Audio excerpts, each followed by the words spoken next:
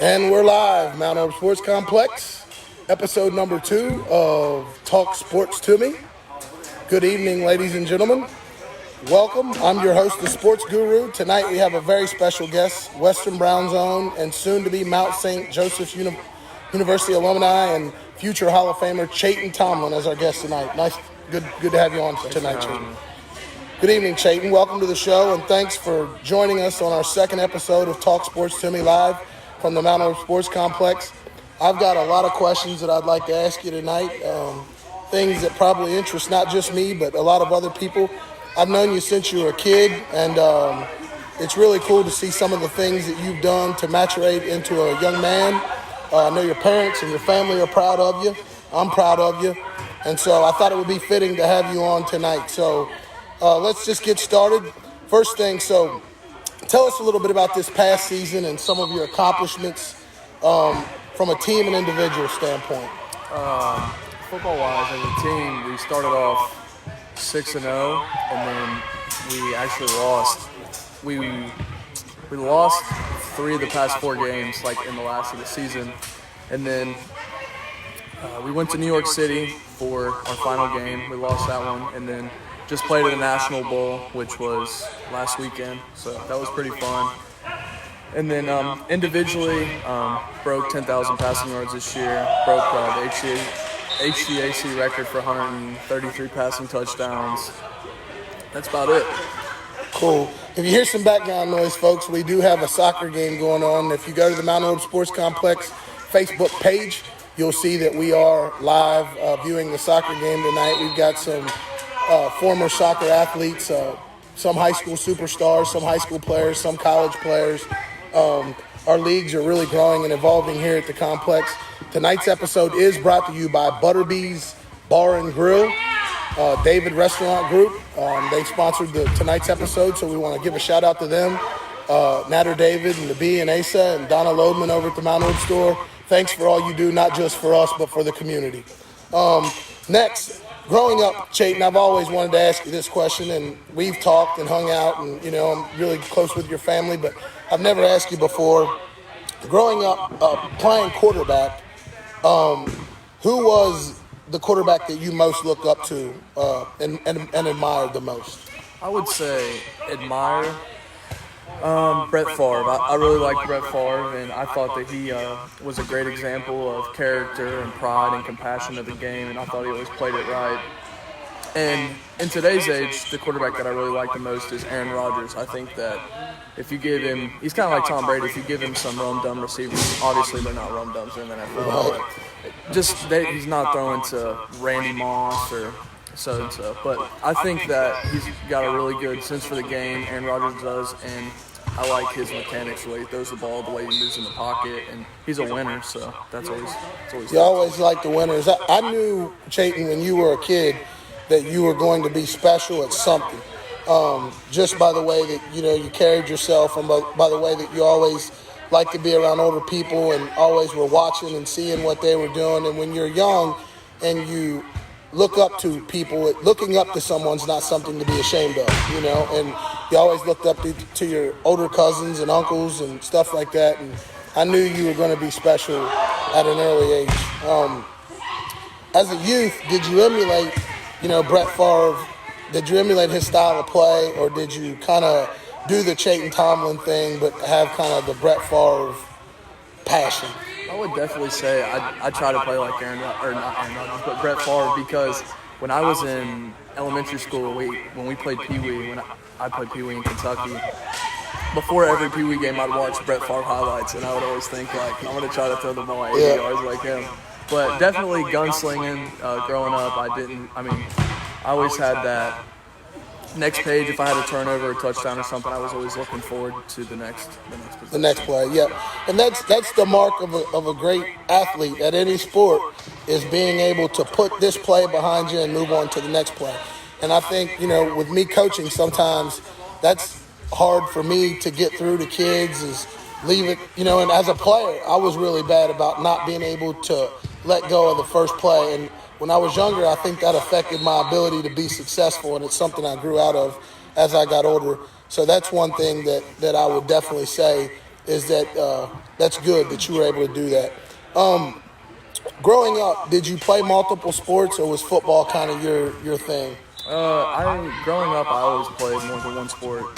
Played baseball, basketball, and football from about the age of, I'd say, 5 or 6. So as soon as I was able to join a team or a league, I went with 3 sports. And then after high school, I just stuck with football.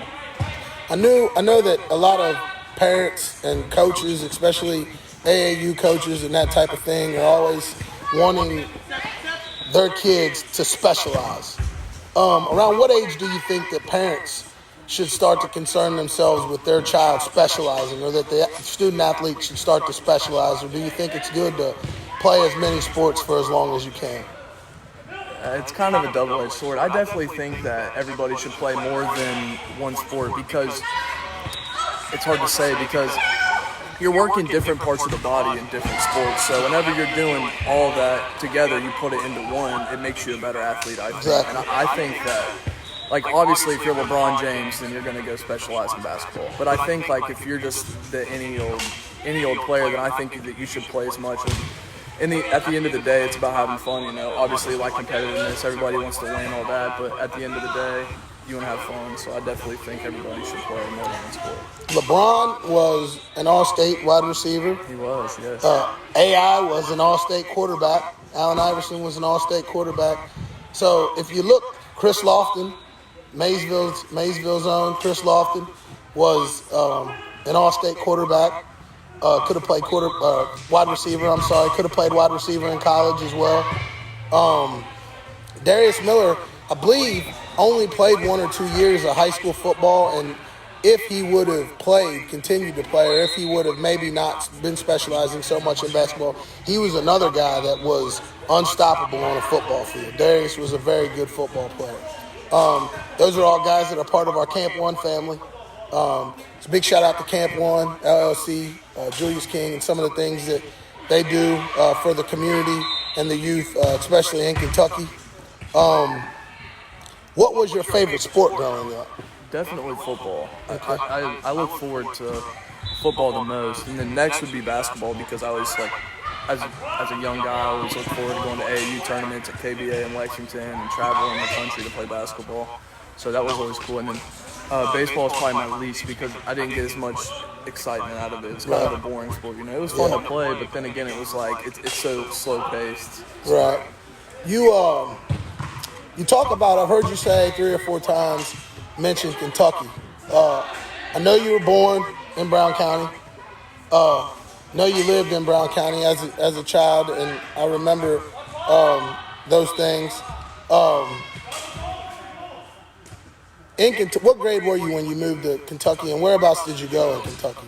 So I lived with my dad when I was real little at law school. My dad went to Ohio Northern for law school, and then he graduated law school, and then we moved to a town in Kentucky by the name of Mount Sterling, which is about Montgomery County. Yeah, Montgomery County, about 30 minutes east of Lexington, and started there from kindergarten all the way up till 10th grade, and then I transferred to Western Brown High School. Awesome. I remember you and Mason County had some classic games through the years when you guys were little in middle school and high school. You and Pig played against each other in the same age and stuff. So I remember watching you play even over there. That was always a good opportunity to get to see you over there when you played against them. Montgomery County is rich in sports tradition.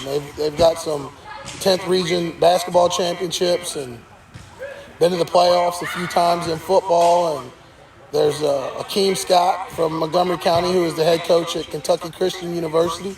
So there's some rich athletic history from Montgomery County. Omar Pruitt. There's been a lot of good players from Montgomery County. My next question for you is, at what age did you realize that your future as an athlete, maybe if you wanted to play at the next level, would be football? Or did you not realize that until maybe you started to receive some offers and that type of thing? I would say, I'll go back to the question that you asked me, what sport I like the most. I would say that I knew that I wanted to play football at the next level my freshman year of high school. I just needed to get a little bigger.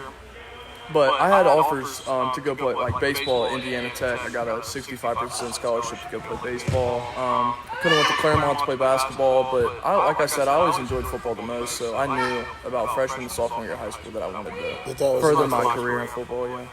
As a high school basketball player here at Western Brown, what'd you average? 16, 17 senior year? 17. Yeah. 17. So you were no pushover on the basketball court. I remember watching you play. I actually coached against you when I was over at Bethel. You were playing for your Uncle Greg. Tell me a little bit about, so Greg is going to be our high school basketball insider. So he'll be here in a couple weeks. Tell me about what that experience was like playing for him. Oh man, tough love. He pushed me, which was great because like coaches have always said to me growing up, like whenever they yell at you, they're not being mean. They see more in you. And I think people get that twisted in today's age, but he definitely and what was good about him is people think that whenever you have a family member and something like that they're going to treat you a different way, but he didn't. He treated me the same exact way that he treated everybody else, and it was definitely tough love. But at the end of the day, win, lose, or draw, he definitely, when we would leave the games, he flipped that switch. And you're his nephew again. Yeah. I had the chance to coach my cousin Jaron, and that was kind of the same type of deal, man. Nothing he ever did on a basketball court was good enough.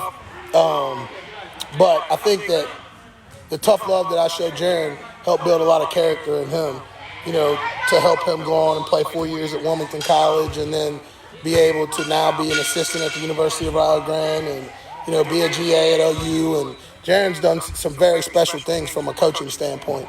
And the journey has just begun for him. So, tough love is a good thing, but it's hard for kids, for a kid to understand why and where it's coming from. Tell us a little bit about your youth football career. Who or what coach had the biggest influence on you and really gave you that positive vibe to where you fell in love with the game? Because for most kids, it's always a coach, a circumstance, or an opportunity that makes them fall in love with the game, with the sport. And so was it a coach? Was it a circumstance? Was it an opportunity? What was it for you that made you fall in love with the game? I would say, honestly, it wasn't a coach. As cliche as it sounds, my dad, he pushed me to love the game. And he never forced anything upon me at all. He never made me play basketball. My dad, he played golf in college, but he never forced me to play football, baseball, basketball, golf, tennis, anything. He wanted me to go have fun with whatever I wanted to do. But I would say in elementary school, before every game, he just said, go out there and give it your all, and I'll be proud of you. So it's definitely... It's a good message. So speaking golf, you are about scratch golfer too. I played with you some there this summer, and through that first 9, things were going well for me, and then the next thing you know, you blew the doors open on me, and that was about the end of it. So tell me about golf, how you got into golf. I know you said your dad got you into it. How old were you when you started playing? How serious were you early on? How was he with you with golf? Did he kind of just let you play, or was he critiquing the things that you were doing? How was that experience with golf with your dad? Well, it's kind of funny that you asked that because my dad would always take me to the driving range. Well, so growing up in Kentucky, we lived in our town, the #1 public golf course, Old Silo in Mount Sterling. So sometimes me and my dad would get bored, and my dad would be like, "You want to go golf ball hunting?" And I'm like, "Yeah, that's cool, whatever, let's go." So we would go actually behind the golf course. One of my dad's friends, a farmer, owned the field, so we would go back and we would collect all these golf balls and stuff like Callaways, Titleist, all that. We would, and then he would take me probably from the age of 5 to, I'd say about 12. He took me to the driving range, and he never wanted me to play like a full 18 because he thought I was wasting my time because I wasn't big enough for a student of the game to realize what I was really doing. And then whenever my, I think 16th birthday, he bought me a pair of Callaway razors, irons. So that's whenever I started to really take it a little more serious. Yeah. So now I'm going to spend the next 5 minutes or so talking about some people who are near and dear to not only your heart, but my heart as well. Your uncles, they are big sports people. And I know I played 3-on-3s, hoop-it-ups with Gregory when we were younger. And John and Jimmy maybe had come out to, maybe stop by or something in between a softball tournament or something. And nothing was ever good enough. And so, two of your uncles are in the Hall of Fame. Your Uncle Greg has a single-game scoring record over at Western Brown. Does he still hold that record? Yes, he does. 44 points or whatever that was. Your older cousin Eric was a great baseball player at Western Brown. So tell me about Christmas, Thanksgiving, Easter, being at the Foster household, sitting at the dinner table, hearing stories on who's the greatest, who's the best, who hits the softball the farthest, who was the best pitcher, who was the best football player, who was the best basketball player. As a kid, how does that motivate you to reach your maximum potential, or was it just kind of something that you laughed off and then, just kind of...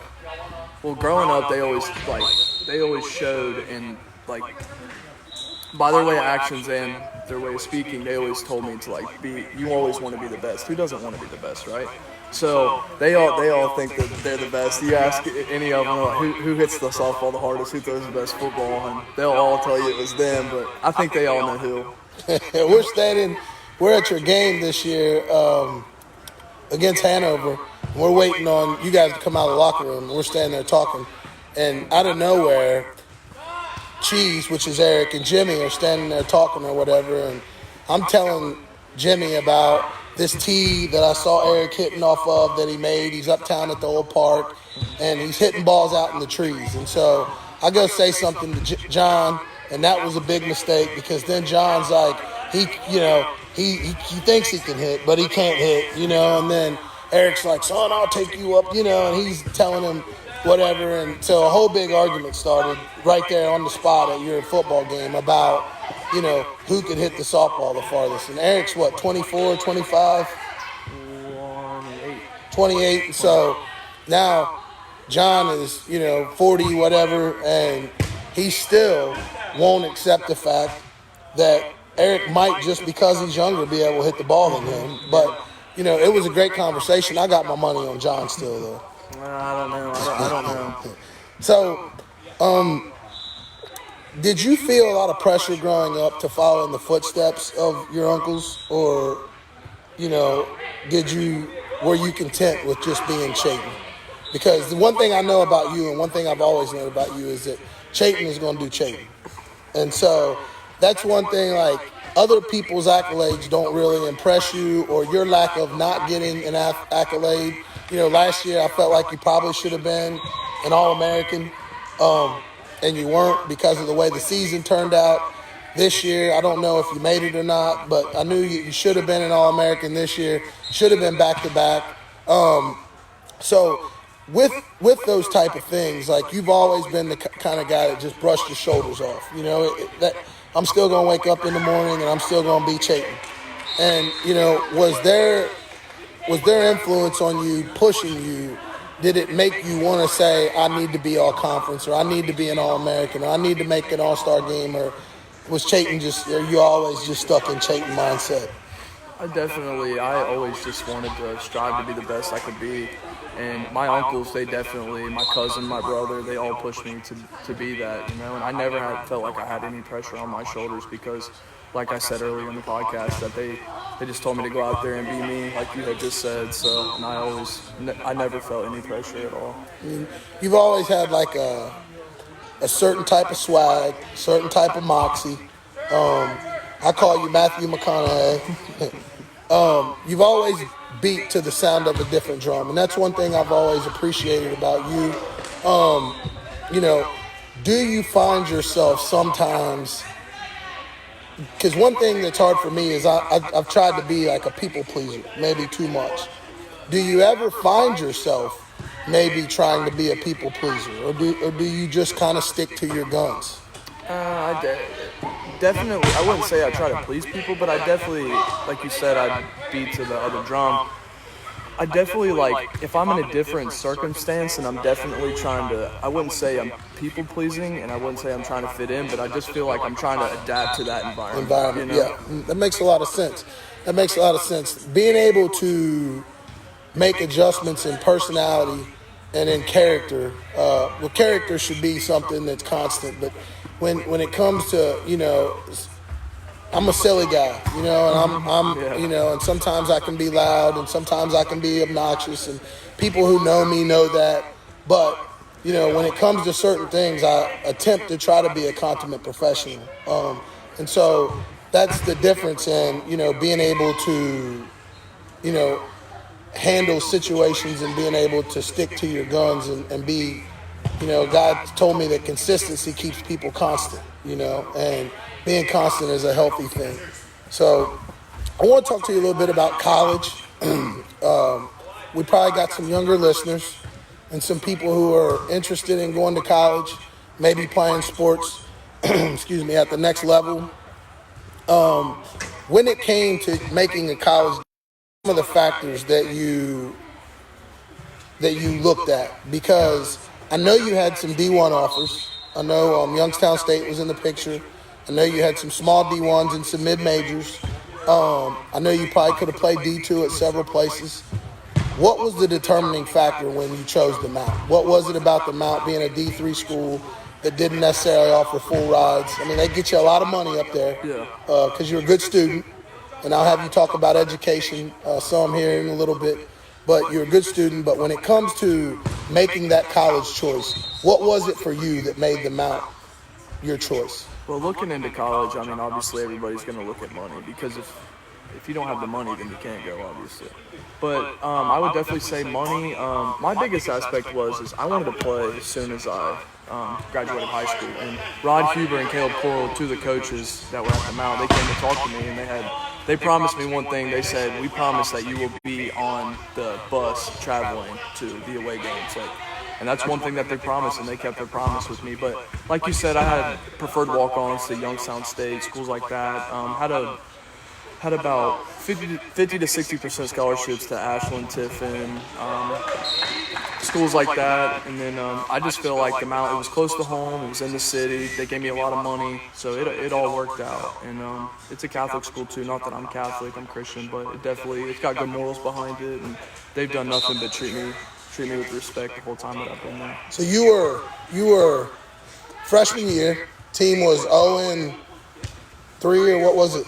Well, 1-3. What was it before you became the starting quarterback? 0-3. 0-3, and then went on to be 6-4. Was it for the season or something? Mm-hmm. And won 6 games during your stretch run and lost 1. And so they knew early on that you were going to be the guy for them for the next several years. And I know a couple of other kids that had signed at quarterback to go there, and I was just like, why are these guys going there? They're not going to play. They have a quarterback, and I always felt like that, and a couple of those guys were local guys, and so I felt like that maybe they had looked up to you when they were younger, and maybe they wanted to, be under you and be the scout team quarterback, second string, see how things worked, and learn how Chaiten Tomlin does things. And, some of those guys didn't last there, and I don't know if it was because their expectation was to play, but for you, being there for the 4 years, and one thing that I always knew about college football in Cincinnati, I didn't know much about what was going to go on with the Bearcats,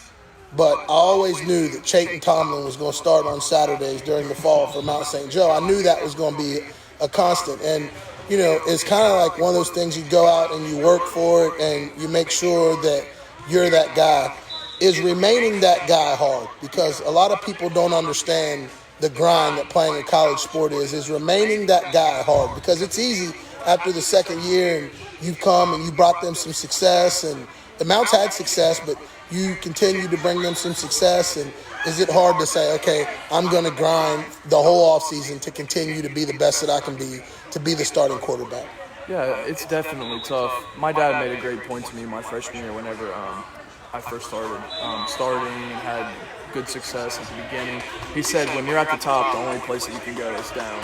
So whenever you get that starting position, the only thing you can do is lose it, So, and yeah, I mean, definitely, because I think the quarterback position is the most idolized position on the field. I think everybody knows that. And everybody's looking, so whenever you win, you lose, you make a great play, you throw a pick, it's all the quarterback. It's all on you. Nothing to do with the offensive line, nothing to do with the receiver. We take the blame. Misreading the route, it's quarterback. We take the blame. So, yeah, that definitely that definitely plays a major aspect in it. So, won a conference championship last year.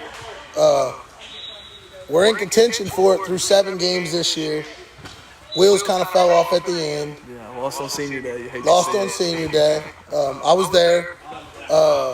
Big crowd. Pretty much packed house. Hanover had a way better football team than they've had the last few years. Oh, yeah. They did a good job recruiting. They look really good. Hanover looked really good this year. Had a good quarterback. Ran that little option or whatever it was they were running, and they ran it well. How bad was the sting from that, losing that, not winning the conference again this year? Was it winning last year make it a little bit easier? I would say it's definitely the sting was a double whammy, because not only was it for the conference championship, but it was also on senior day for all of the seniors. So, it's crazy because the Mount as a program, we haven't beat Franklin in 10 years, right? 09 was the last year that we had beat them, and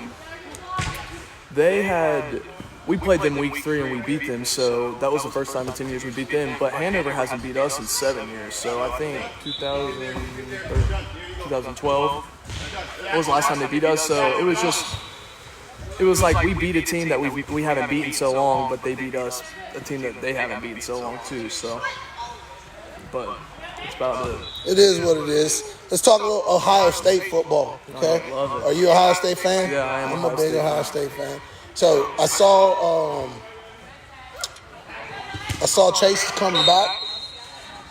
I don't. That's what they say. He had said something about that, but I don't know. If I were him, Go get as the much money. as much as I love Ohio State, because if you think about it, what if he came back, right? And if he tore his ACL, or if he did something to his hand, he could be done forever, you know? And I think that it's like, it's life in general. Like, tomorrow's not promised. So, like, and they say in football, your next snap is not promised. He could paralyze himself, like the player from the Steelers. It happened to Inky Johnson at Tennessee. Yeah. He was going to be a first-round draft pick. We got a little drama going on down the soccer game. Goalie made a stop. Guy pushed him in the goal. They're down there acting a fool. So how does it feel to know that your college football career, at least from a collegiate standpoint, is over? So, there are no guarantees. Like, even as a senior in high school, you knew you were going to play college football. You had the statistics to do it. You didn't know if you'd go be a starter, but you knew you would play college football. What's the feeling now? That you know that it's over and there's a chance that you may not play football again? I soaked it all in. That's what my offensive coordinator this year had stressed to me. Every practice, every game, all that. He had said, just soak it all in, man, because you only get to do this once. It's just like high school, too. You only get to play high school football once. But I wouldn't say I'm bitter or anything about it. I'm definitely glad that it happened. And I think that in the next years coming, I think that I'm trying to think of the words to say. I think it'll be tough, to adjust to not playing football, because like you had said, growing up, I played 3 sports, and dropping from 3 to 1, and then now I'm dropping from 1 to none if I don't plan on playing football in the future. So we've got about 2 minutes left. I got a couple more questions for you. In terms of collegiate football career, your collegiate football career statistically, did you ever imagine that you would finish amongst the best quarterbacks ever out of college? Because you are arguably the best quarterback statistically to ever play football at the college at Mount St. Joe University. And you won 1 conference championship, but Mount St. Joe has a lot of conference championships. I see guys at the games, a lot of guys wearing big rings, a lot of guys with jewelry. And you're one of the best to ever play there. Undoubtedly a future Hall of Famer at the University of Mount St. Joe. Did you ever imagine that you would be, statistically, one of the greatest players to ever put on a college football uniform, regardless of the university? No, I never. It didn't hit me till about senior year whenever I got notified about week 6. They had said, you got 200 more passing yards and you're going to hit 10,000 passing yards. And that's whenever it hit me. I'm like, dang, that's pretty crazy. That's crazy. Time flew, but that's pretty crazy. So, again, this episode of Talk Sports to Me is brought to you by Butterbee's American Grill and the David Restaurant Group, Mount Orb. They got restaurants everywhere. So what's next for Chaiten Tomlin? Next for me, I'll talk weekly. I'll talk bi-weekly. I leave on Tuesday to go to Myrtle Beach to play an All-American Bowl game, FAF, and then I travel January 7th to Miami. I'm playing in it's called the All-Star Bowl. It's put on by Podium, the people that run Europlayers.com. But long-term wise, either I'm going to go play football in Europe, maybe go to Canada, hopefully get a few tryouts. And then if I don't pursue that, then I'm definitely gonna go try to be a financial planner. If you ever need anybody on here needs some investing advice, you call me. So you're ahead of the game. You're already getting your plug out there. So you got some pro offers and stuff like that. You finished with one conference championship. You finished with a bunch of records at Mount St. Joe. You just won the MVP, the offensive MVP of the National Bowl down in Fort Lauderdale. Where was it? Was Daytona. Daytona Beach, Florida. You have a long list of greatness that's been behind you. Here at Mount Orb Sports Complex, we wish you the best ahead of you. Thanks for being with us tonight on our live podcast, Talk Sports to Me, with the Sports Guru. You got any final shouts you'd like to give out to anybody? I just want to thank my friends and family for the support, and I want to thank Mount Orb Sports Complex for having me on tonight. Awesome, man. Thanks for coming.